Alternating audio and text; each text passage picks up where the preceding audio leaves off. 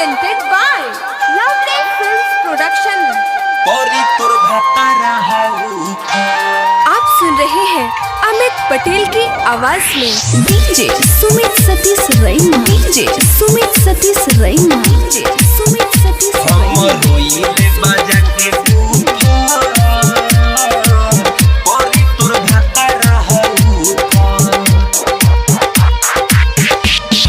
रोइले बाजा के बूफा परी तोर भातारा उफा। हम रोइले बाजा के बूफा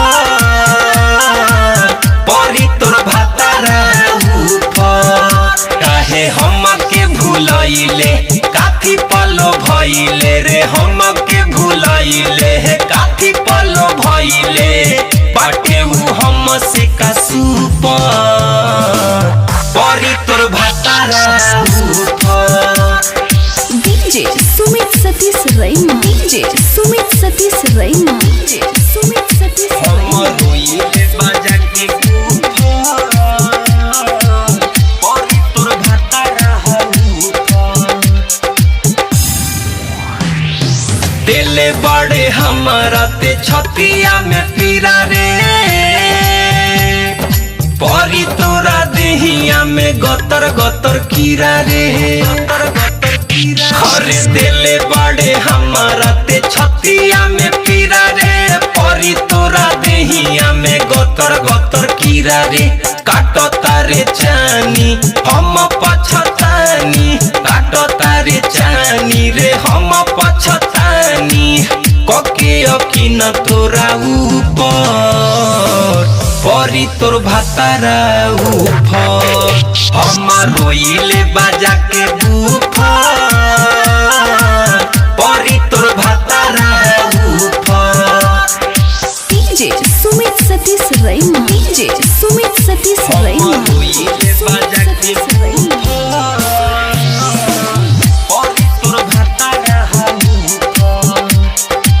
आप सुन रहे हैं अमित पटेल की आवाज में देखनी न लई की धोखा तोरा खानी रे,